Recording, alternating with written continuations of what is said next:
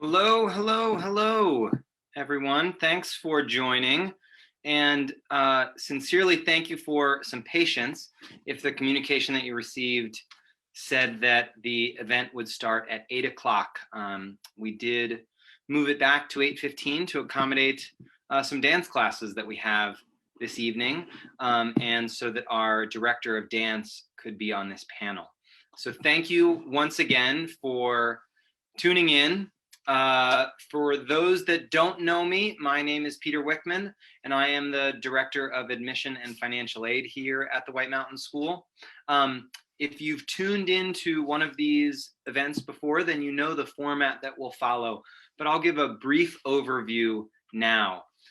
This evening's presentation, a closer look at the arts, touches on one of my favorite elements of boarding school.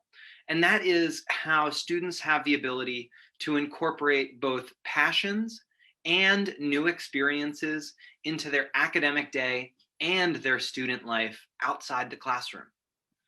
Tonight, you'll hear from 3 of our resident artists and faculty members about programs they oversee and bring into students' lives here at the White Mountain School. You'll see some of the amazing work our students produce and the spaces that facilitate and support that experience. It's equally as important for our students to be able to explore and try new things as it is for them to be able to master their craft. Some students are diving into something for the first time. Some students are really trying to perfect something that they've been working on for quite a long time. Wherever you are as an artist, just exploring or with your sight already set on something large in front of you, you'll learn this evening about precisely how you can accomplish that here at the White Mountain School with the help of our amazing faculty members. Some students find their way into art classes because they're challenging themselves. Some find it fun, and some find it, well, they find themselves there because that's the classes that their friends were taking. Regardless of what encourages you to participate in any of the arts offerings that we have here at White Mountain, I know that you'll have an amazing experience. As always with these events, I encourage you to use the Q&A box if you're tuning in via Zoom, or the comment function if you're watching this on Facebook Live this evening. If you're watching after the fact, you can certainly reach out to us and we'll answer questions as they come to you. Now I'm going to turn it over to Rachel Van Wylen, the chair of our art department, to introduce herself and then the rest of our panelists. Rachel, give me 1 second so I can pull you in, and we'll go from there.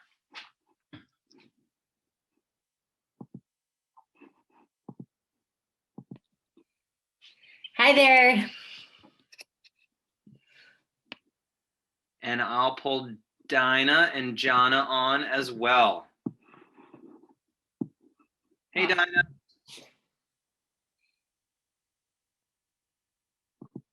Hey, Jana, are you there as well? I'm right here. Hi. Amazing. Well, I know that I certainly can't do justice to the amazing work that all of you do. So Rachel will kick things off and talk about the arts offerings that she oversees here at White Mountain, and then we'll work around to Dinah and Jana. Go ahead, Rachel. Thanks so much, Pete. Yeah, so just as a little starter introduction, I've been working here for 5 years and I really love White Mountain, and art department chair is one of my many hats. I also work in the dorms and coach, and there'll be a little arts note about coaching later on, so stay tuned for that. So just a little bit of an overview about the visual arts classes that we offer here. We offer pretty wide selection. So we have a darkroom. We do darkroom photography, which I think is becoming a little bit less common. So that's kind of a special feature. We do digital photography, we do ceramics. We have a beautiful ceramic studio. And then we have in the arts building, we have space for drawing, painting, collage, other kinds of 2D art projects. And then in terms of the courses that you can take, we have introductory courses in all of those areas. And then we also have the possibility of students who are a little more advanced doing AP art. So that's more of a portfolio building course that could involve any number of studio art, ceramics, photography, all kinds of different disciplines. And then we also have some independent studies, which really could be any number of art topics. I've had students who are interested in art education decide to help me as a student assistant, a TA. And that's been a really exciting opportunity for them to get to teach a little bit. I've also had students pick a specific area within the arts, like mosaics, and do an independent study in that. So we're a small school, but pretty much anything you want to do in the visual arts, we'll make it happen. So another thing that I think might be on some folks' minds in terms of the visual arts is, well, you know, and Pete touched on this really beautifully, is what about if I'm kind of new here and I am a little nervous, I'm not sure I see myself as an artist? Or on the opposite end of the spectrum, what if you feel like you're just coming from the best high school or middle school arts program and you're worried, well, what's there for me? I think we do a pretty good job of serving both ends. I think in terms of our AP art program, not that test scores are a big thing at White Mountain, but we do have really high test scores for the AP art program. So we have students at that super high end.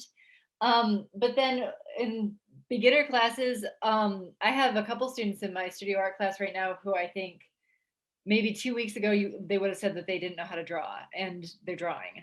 So we have it all. And anyway, I could talk about this indefinitely, but I'm sure you want to hear a little bit about music and dance, so I should probably cut myself off. Thanks, Rachel.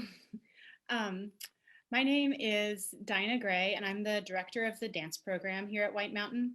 And a really unique thing about our program is that the White Mountain School owns and operates Creative Edge Dance Studio. And Creative Edge Dance Studio is a long-standing community dance program that is right here on campus in our beautiful arts facility.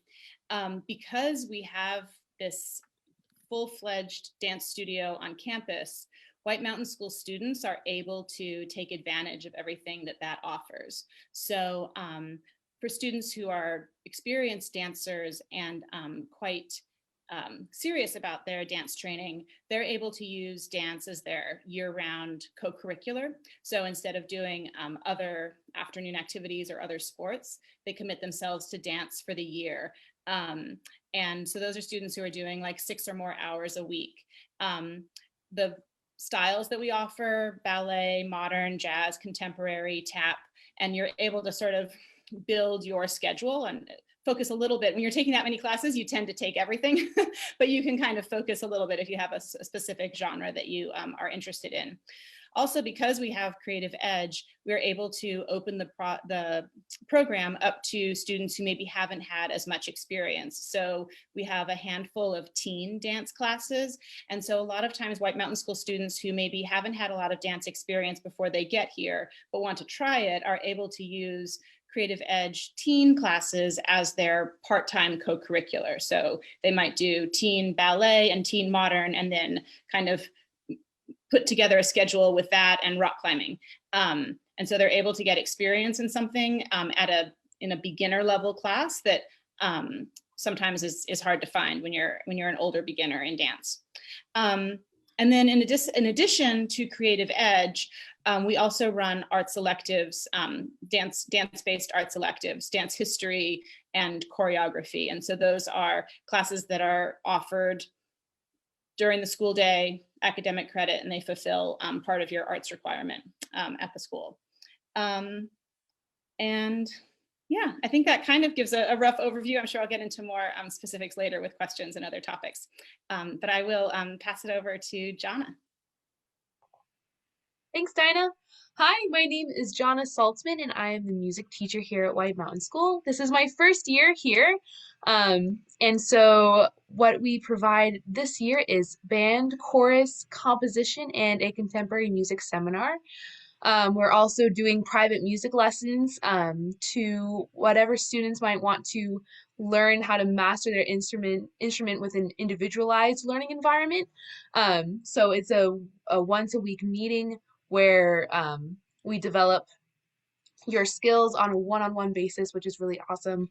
Our composition class is we work with a organization called Music Comp that's based in Vermont, and each student, after learning some music theory, they get paired up with a professional composer, and they work with them throughout the course of the semester to polish and perfect and learn how to compose, and then have their pieces performed at the end of the semester. Unfortunately, last semester's concert was not able to happen because of COVID, but we are looking forward to the end of this semester where we get to have both sections of that class perform. So we're really excited about that. And another cool thing is that we have a recording studio in the music room. So that pairs into our contemporary music seminar class, which develops young songwriters and learning about American popular music, and we have the opportunity to record their original songs at the end of the class. So that's a great way where it's not just the classical approach to music, it's also a contemporary approach where we're celebrating different types of songwriting. So it's not just the classical composing, it's the modern songwriter as well. So yeah, there's other stuff that I could talk about, but that's kind of a rough overview of the music here. Thank you all so much. I am going to steal this line from Rachel because I heard her say it to a prospective student just the other day. Many of you tuning in are artists, and I almost feel guilty including myself, so I'll use quotes here. And we are visual people, so we need some visuals. And that was right before Rachel dished out her Instagram, which is pretty good. You should check it out if you're interested. But we put together a little slideshow, and the purpose of this slideshow is really to show how some of the spaces and the student work is incorporated into the program. So it does go right in that order. I'll share the screen here, and then Rachel, I'll let you take it away. You can just go ahead and give me a thumbs up when you want me to go to the next slide. Great, thanks, Pete. Great, so this is our art building. Yes, it's gorgeous. It looks even better in the winter, which is hard to believe given how good it looks in the fall, but we have a wall of windows and it's pretty inspiring. So here's a little selection of pieces that just came out of the kiln in our ceramics room. I think the assignment here was to try to make something tall but functional. So maybe they're not all that tall, but you can see a little bit of the variation on the theme there. Go ahead, Pete. Here are some of our collage portraits. We do a lot of different kinds of projects. I try to have something for everybody in a given semester because I know some people just love to draw, but then for some people, a pencil and paper is not their thing. So this is one of the slightly different projects. You can cut out all these different shapes that might correspond to your facial architecture. And students do really, really creative stuff with this every year. So go ahead, Pete. Field course, I didn't even get to that when I was talking earlier, but when we have field courses, those are week-long off-campus excursions. There's always one or two arts selections. So I believe this is at Smith College in their gardens. We had students doing a little bit of botanical sketching.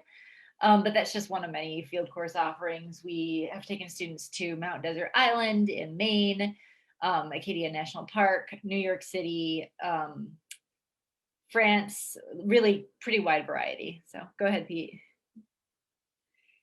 All right, so these, if you visit the White Mountain School in the summer, you'll see these up in our chapel. This was a collaborative art project that students did in collaboration with the chapel committee when the chapel was a brand new building. We talked about coming up with something that would represent community values. So we're an Episcopalian school, but we have students and faculty of all different faiths and many people who don't really identify strongly with the faith tradition. So what we decided on was doing seasonal banners that would be related to the colors of the White Mountains. And so these were supposed to be for the summer colors, but if you come in another season, you would see a different set. So go ahead, Pete.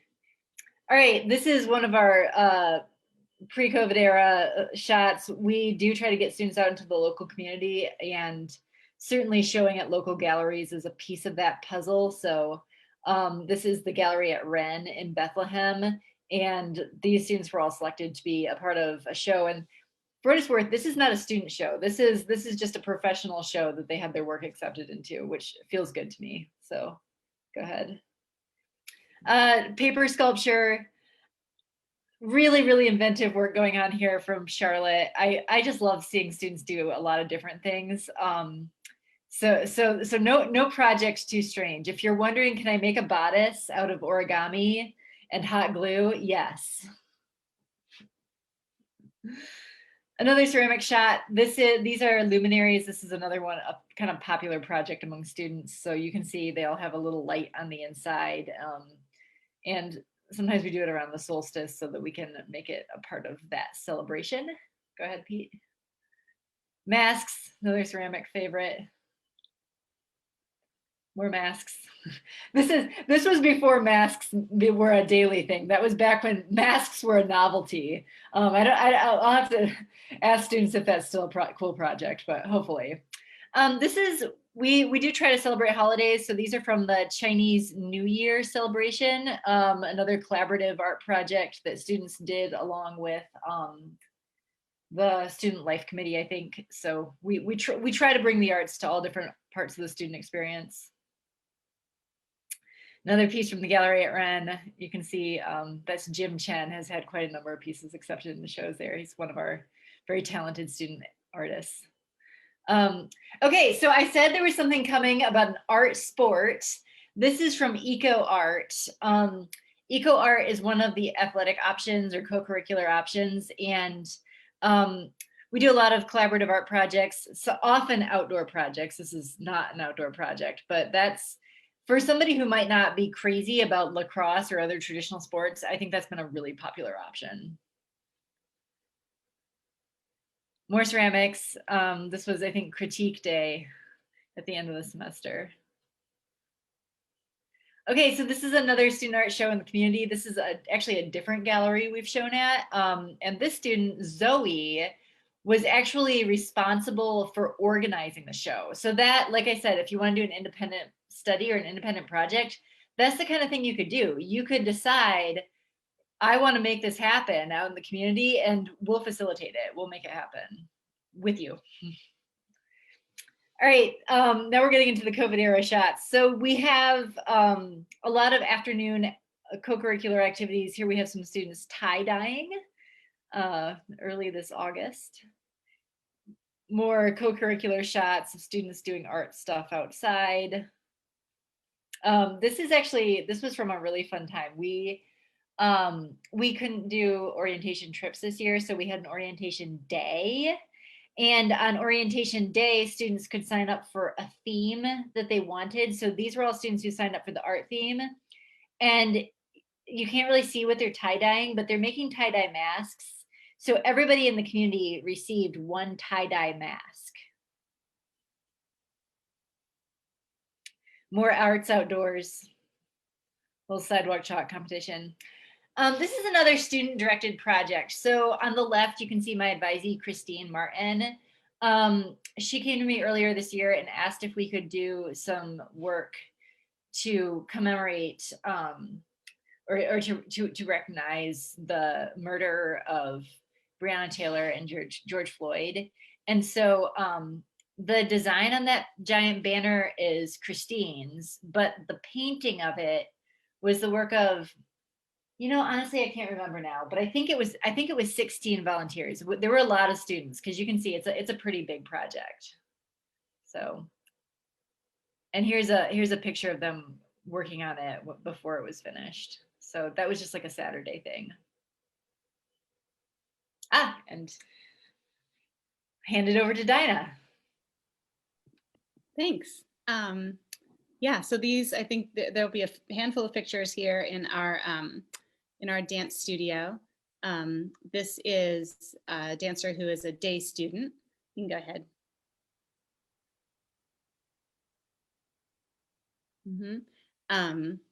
And you can see a little bit of a bigger shot of the studio. Something that I didn't talk about when I was talking about the program in general is performance opportunities. So we have a Nutcracker every winter, every December, and a recital at the end of the school year in May. You can probably go ahead. I'm not sure how many dance ones there are, but I'll keep. There we go. And in addition to that, if there's student interest, we can do a student choreographed concert in the spring as well. And then we also have White Mountain School functions as well. This year we did a remote White Mountain School Arts Night in December, and we had a piece that I choreographed for that the dancers had filmed, and as part of that remote program. So there's multiple performance opportunities. And then for dancers who do dance full-time and are interested, there's also the opportunity to be in our company, where we do a couple of competitions and festivals in the regional area that we can perform at as well.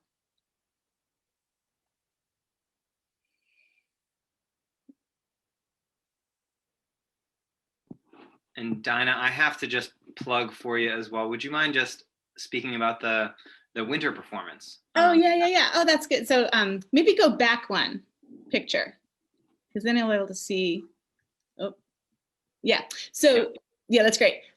So of course, everything is really different this year. And so our normal Nutcracker, which is in the Opera House in Littleton and fully packed of 300 people at one time, is completely off the table. So what we did instead was we used our arts building, and I think probably the next picture you'll see, the next music picture you'll see, the first music picture you'll see is at the amphitheater. We had our first act of the Nutcracker at the amphitheater, but then we used, So we were outside, and it was pretty short, so the dancers didn't freeze too much. But the audience was able to watch from out here. We used the balcony area and had dancers enter from each side. And then the second act, we transformed the studio into a theater where the dancers one at a time were performing inside, and the audience was outside and looking in through the windows. And we were able to give it this little kind of like snow globe look, actually mount a Nutcracker in a COVID year. So that felt like a good accomplishment, and I was happy to be able to make use of our space in a sort of a new way. Thanks so much for that, Dinah. And it was amazing. So just as some kudos to you. And then Jonna, we can go through some of these for you, and then we'll move on to some questions. Sure, that sounds great. So with this year, of course, as we've mentioned, it was a COVID year. As Rachel said, some students aren't wanting to do the traditional sports. And so these are kind of pictures from a afternoon, I guess you could call it like a jam band kind of thing. And so a bunch of students got together, and we learned songs by ear and figured out the chords, tried to mesh all of our instruments together. We had guitar, bass, violin, keyboard, and a drummer, as well as a couple vocalists. And we got a few songs together and were able to perform for a morning meeting, which is really cool, and celebrating getting to play the songs that they brought to the table. So there was a lot of student agency. in that. And so afternoon, it was just a way to decompress. It was a way to celebrate music together. And we had folk songs, we had country songs, we had pop songs, we had songs that I've never heard of before. And so it's a great way to connect through music. And it was so fun because we had to do it outside. So in that amphitheater that you saw, we would gather there after classes and play music, and it would waft over the hills and into some people's apartments, and it was really fun. So what you see here, hold on one second. So this is just a peek into our recording studio. So we have Logic Pro X, a full sorry, whatever that thing is called. I can't think of it right now. A soundboard. Sorry. So with that plus a bunch of equipment, and so we have 2 different rooms where we can record in. And so we have programs so that students are learning how to run the program, set up equipment, mix and produce their own songs right on campus. So that's just a peek of that. Thanks so much, Jonna and Dinah and Rachel. I will stop the screen share right now, and we have some questions that were submitted. At this time, if any of the viewers, either on Zoom or on Facebook Live, if you do have questions, feel free to type them in. If not, we'll just rip through some of the questions that were submitted in advance. So the first question, Rachel, I think is an easy one for you to tackle. And it's simply, are there requirements for all students to take an arts course? Yeah, I'd be happy to take that one, Pete. There are. Students need 1 art credit, which means a full year. So 2 semester-long courses. But you can do that through any of our courses, or you can even get it through theater, which is another fun option. So there's a requirement, but really pretty profound freedom within that requirement, because some people do 4 semesters of choir, some people just do dance, some people do it all in ceramics. There's a lot of freedom. Great, thanks so much. Dinah, this one is specific to you and dance. What is a day-to-day schedule for a full-time dance student? Yeah. So what our year-round dancers, our full-time dancers do is they have their regular academic day with everybody else. And then for the most part, our study hall happens in the evenings, but our dance classes also happen in the evening. So what the dancers do is they use their afternoon as their study hall time. And then most of our creative edge classes at the level that the high school students are taking are they're between like 6 and 9 in the evenings. And so they're able to get their homework done in the afternoon, and then after dinner usually come and spend the evening at the dance studio, and then get back to the dorm and get ready for bed or finish any homework, or get picked up, if they're a day student, get picked up after those classes are over. It usually ends up being 2 to 3 evenings a week, depending on where the classes fall. And then often we do rehearsals on Saturday afternoons and classes on Saturday mornings as well.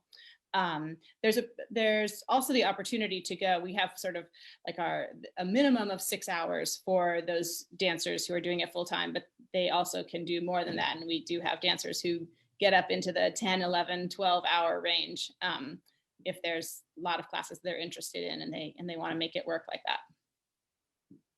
Amazing. That is a real commitment. So kudos to all those young dancers.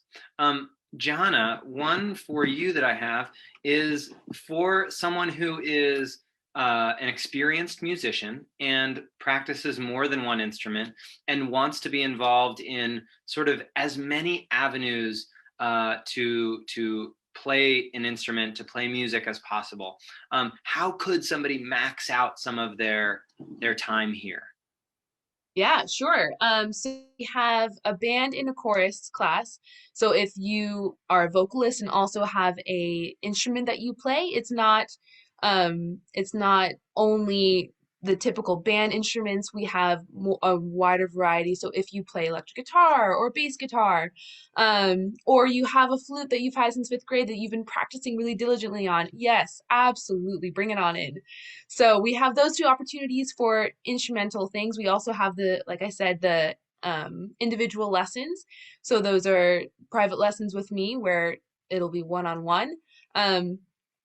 Since this is my first year here, I'm still kind of building a few things. My hope is in the future to get involved with some of the wider festivals that are available to instruments and also vocals, like the New Hampshire All-State Music Festival, for example, and helping kids prepare for participating in something like that. And so we're also working on other ensembles to have after school as well. So yeah, that's kind of a rough overview. Perfect. And a quick follow-up also for you, Jana. What's what's the easiest instrument to pick up if I have not a musical bone that I've found yet in my body? Well, they say if you can talk, you can sing. So join chorus. I was hoping for the ukulele, but okay. Wonderful. Thanks so much for that, Jana. So the next question touches on how the arts are incorporated into other classes. Rachel, I think this would be great for you, and I think that I know that you touched in that presentation on how you work arts into different avenues of student life. Do you ever collaborate with any other teachers on arts projects? Yeah, definitely. So one example would be right now, our Spanish teacher, Leah, and I are doing a project together. And it's a joint project of my photography students and her Spanish 1 students, where her Spanish 1 students are learning a little bit about identity and about some Spanish artists' identity.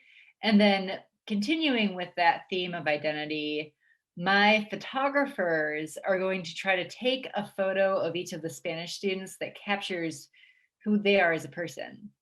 And so we have a shared theme, identity, but we're doing kind of different projects with the different cohorts of students. And I've done similar things with other disciplines. I feel like it's one of the fun things about working here for me, because even though I'm the only visual arts person, we have a pretty collaborative faculty in the sense that I don't think there's anybody here who wouldn't want a visual arts project somewhere in their course.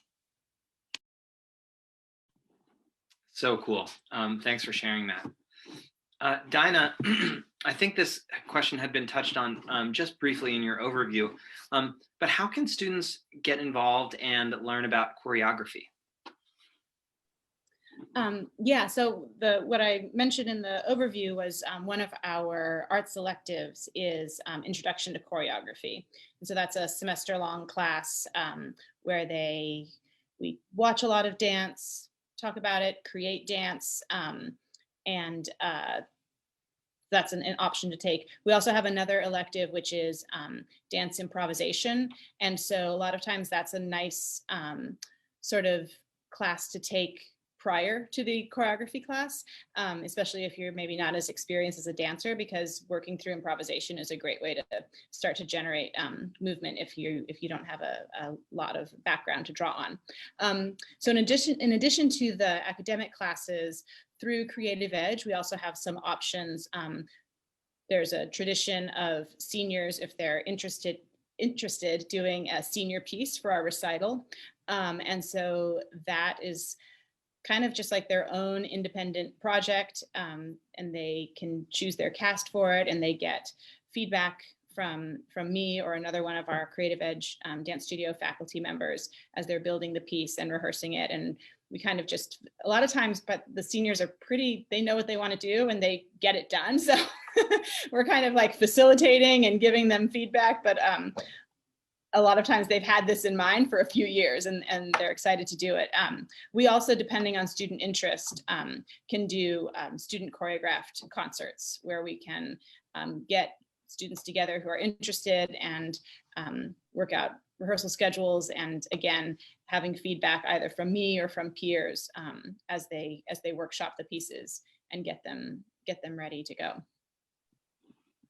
Yep. Amazing. Thank you, Dinah. Mm-hmm.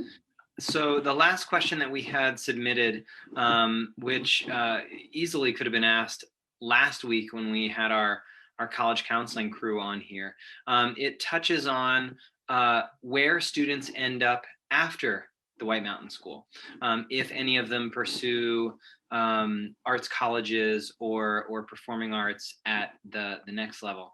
And Rachel, I feel like this might be most easily answered by you, but Dinah or Jana, if you have anything to add, please do. Sure. So I think just in the last couple of weeks, I got a text message from a student who got into SCAD and a text from a student who got into the School of the Art Institute of Chicago with a scholarship. And that's fairly typical. We get students into some pretty nice art schools. We've also had a number of students who've left here, decided they wanted to go more the liberal arts college route, but still made the decision to get an art major or to double major in art and something else. So yeah, oh, and Pratt, of course, we sent a number of students to Pratt. Yeah, so we prepare students to go down that route if that's where they want to go. So I would just add one thing from the dance department. A lot of times the way students study dance before college is very different from the way they're asked to study dance in college. And so something that I'm very mindful of in sort of crafting our program is trying to give them tools that are going to help them be more successful in a college dance program, which isn't necessarily always available to them in a studio. It's sort of a conventional dance studio program. So the electives that we offer, and then sort of the mode in which I try to get them to start thinking critically about dance as they're going through their high school years. My thought with that is to make that transition to a college dance program smoother than it often is for dancers. Well, Dinah and Rachel, thanks so much for your answers there. All three of you amazing artists, thank you for joining me tonight. To the attendees and anyone that's tuning in at a later date to the recorded version of this, thank you. Please don't hesitate to ask questions as you think of them. We're always more than happy to connect you with our teachers and our students if you'd like to meet any of them as well. We have a variety of ways of showing you the work that they do also. Because my job is director of admission, I do have to note that the first deadline for our application is January 31st. So just a few days away. If you have any questions or need an extension on anything, please reach out. We're more than happy to accommodate and work with you or your family. With that, thank you so much for tuning in this evening. I hope you all have a great night, and we'll see you next week.